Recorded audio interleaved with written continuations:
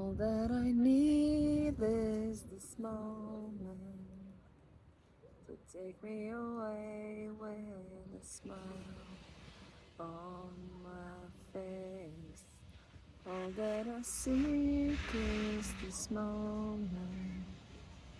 One day in my mind, I've been to a hygienist.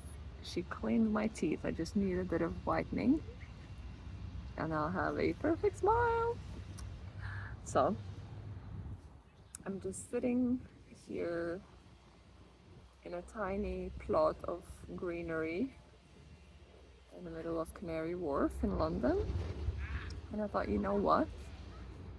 Feeling alive, and why not record me being alive and sharing something, channeling something from the divine, from this tree that I'm leaning on. And these pigeons, look at these pigeons. What's up, guys? They're probably expecting me to feed them. I don't have anything, sorry. Feeling very blessed. Feeling very blessed and alive. And I think going into August, I'm very about. I have outlined goals and habits and things that I want to create and change, and it's something about commitment, recommitment, that I notice really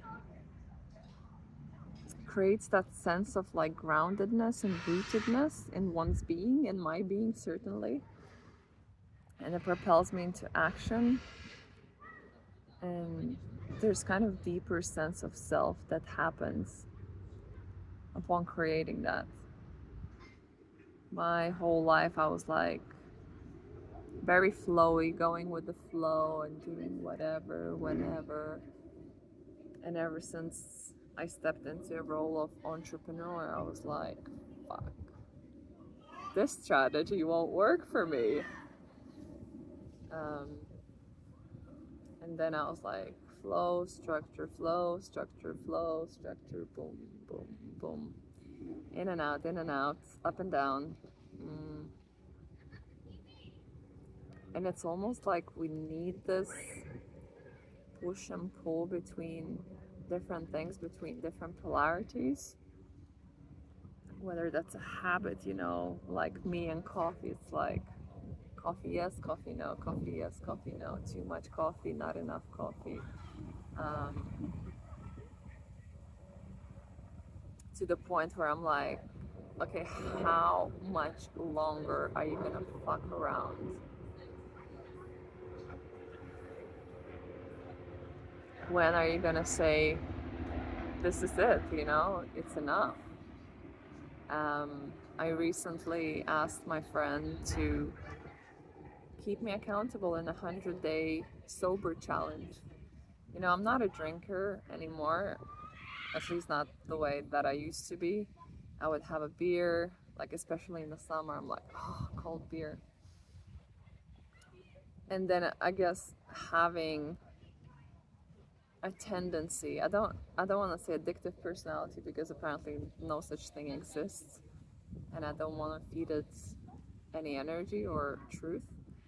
But I guess what I'm noticing in myself is this tendency when I get a little bit of something that alters my state. With coffee, I just chase that higher. I want to go higher, I want more, and then I crash. And then with, oh my god, these pigeons are surrounding me.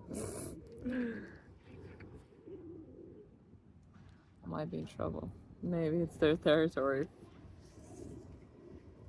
And then with beer, I would have one, and then I like this, high. Maybe I want more, and then more, and then more, and just like it never gets less, but it always gets more. And that was the thing that when I first decided to quit drinking, I was reading this book, and it says, just notice, even the people that have that are moderate drinkers, or like just does one glass whatever every evening or every other evening, once a week, whatever. Just notice that over time it never gets less. And I was like, fuck, that's so true. Anyone who's drinking started less and kind of build their tolerance, because that's how the brain works as well, you know. Once we get that new baseline of dopamine, um, you know, one glass doesn't hit that anymore, so we need a bit more each time to get that hit of dopamine, and that high. So I don't have problems drinking right now, or at least not the way that I used to. But I've realized, I was like, you know, I'm having a beer and then another evening a beer, and then I'm like, it's becoming this habit that like it doesn't serve me. I don't want it. And I keep engaging in it, and my body's just like, ugh, why are you doing this? And my mind's like, yeah, high, get some high. And I was like, I asked my friend, because I realized I'm incapable of just deciding and doing things on my own. I mean, I am capable, and I need support. I want support. I prefer support. That's a better way to put it. And he's been clear of alcohol and drugs for like decades, over a decade. I was like, would you like to support me in this challenge that I want to undergo? It's like, okay, of course. And it's been a week now. And the thing is, like, as soon as I committed, I decided it was just like, it's effortless. Like, I don't need alcohol. And there's so much power in just like listening to my mentor when he speaks about his past addictions, and that now he's just like, I don't drink. It's like, fuck. How can you say just like that, I don't do something? I don't drink. I'm like, to me, it's like, uh? Um, I was having someone randomly stop me on the street, and they're like, oh, I like your energy, da da da. And we were having a chat, and he was like, would you like to grab a drink? I was like, no, I'm doing this challenge. I don't drink, or not, I don't drink often. And then I caught myself, I'm like, huh? Like, do I drink or do I don't? Like, I'm kind of like, I'm still 1 foot in, 1 foot out. And there's not a firmness in my, you know, decision. Um, and that was like an interesting insight to where I was like, you know what? I actually want to be empowered in just saying, I don't drink. Or, you know, it's like, I don't eat gluten. And just like choosing that fully, not negotiating, not considering any alternatives, and being empowered in that. Where a lot of the times I'm like, oh yeah, don't eat gluten, but occasionally I'll have something, and it's like, fuck no. This is not who I want to be. I want to be firm. If I say I don't do something, I just don't do it. Like, I'm not even questioning it. I'm not even, you know, pondering on it. So there's something super powerful in the state of being of someone just like deciding and saying, this is who I am. I do this and I don't do that, you know, period. And you know, it's different things for different people. Like, I don't judge or, you know, say that one is better than the other. It's like, it's just finding what works best for you. And what I'm discovering in this phase of my life, I guess I'm just done fucking around with myself, especially after the fact that I was recently in a hospital where I almost got diagnosed, or there was a suspicion that I may have lung cancer. And that was intense. And that was deeply presencing moment of like, what the fuck am I doing with my life? Yes, I live healthier than most, probably 95% people in this world. And it's not 100, you know, so why the fuck am I still fucking around and like compromising on what I say is important to me?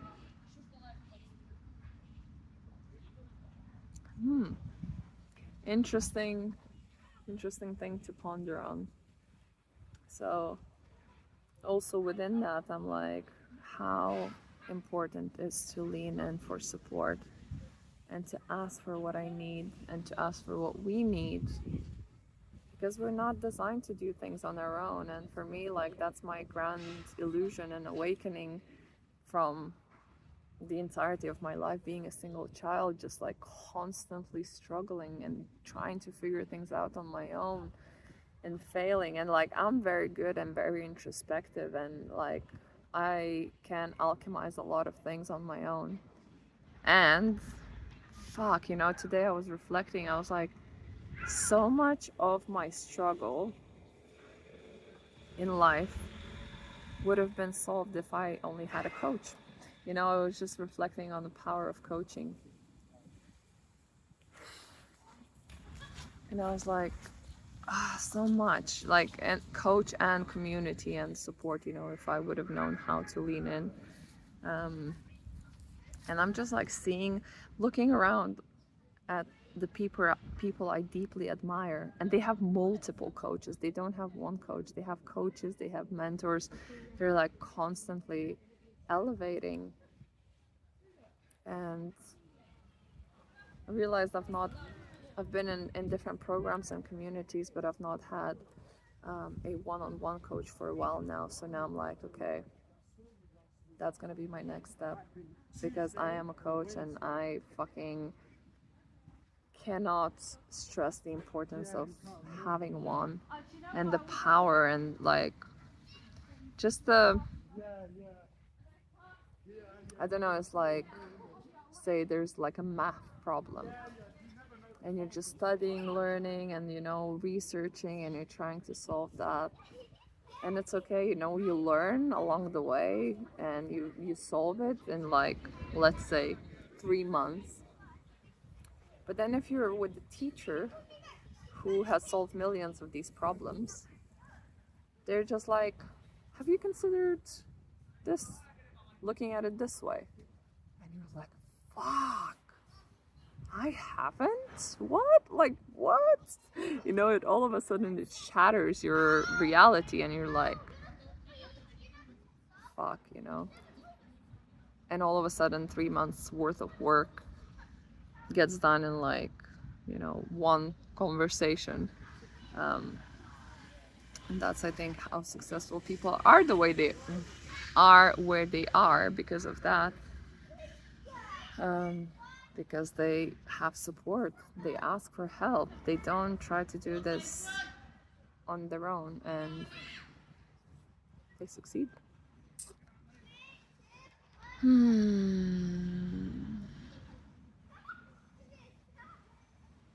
So those are some of my recent contemplations. This assertiveness of being a leader that leads with integrity. I think that's what I'm stepping into, like, being my word and being in integrity. And when I see that I'm struggling, just to reach out for support and ask for help and realign, as opposed to try and figure things out on my own. And then gamifying things, creating challenges and things like that. And now when I think about 100 days, I'm like, it's not gonna be 100 days. I'm just gonna quit. Like, I've quit already. So it's like, what's the fucking point? I don't see the point anymore. So it's a very powerful and beautiful space that I'm stepping in, that I believe is opening up ever since the hospital and the dance with death and considering and contemplating life and the impermanence of life. I'm like, okay, time to stop fucking around. Life is short. Let's create something beautiful and magical. What is the legacy that I want to leave? What is the legacy that I want to leave in this world? And this notion that life is actually not about me. Life is not about me, and I am here to be used up by life in service of humanity, as grand as it sounds. But literally being a contribution, every conversation, every interaction, and you know, the wider work that I do. Yeah, just it brought more depth and weight to everything that I do, to the things that I choose, to the way I lead my life. So something very magical about getting in touch with death at a close proximity. And I just want to keep nurture that reminder of the impermanence of life. Because it makes present moments so much richer. Yum yum. I'll end it there. Thank you for being with me, as always. I appreciate your eyeballs, your presence, your... I just love I have this thing, like, I like to say 3 things, and then I say 1 and second, and then third one I have to, like, dig out of somewhere. I'm like, actually, there's not a third thing, it's just 2. I appreciate your eyeballs, your presence, and I want to say your meat suits. That too, okay, we'll have that. I love you, and I hope this serves, and I hope to serve you, whether it's through this video, whether at some point in person, whether at some point online. If there's any way you think I could support you, just drop me a DM. Yeah, life is not about me, and I'm open to serve life. I love you, and I'll speak to you soon.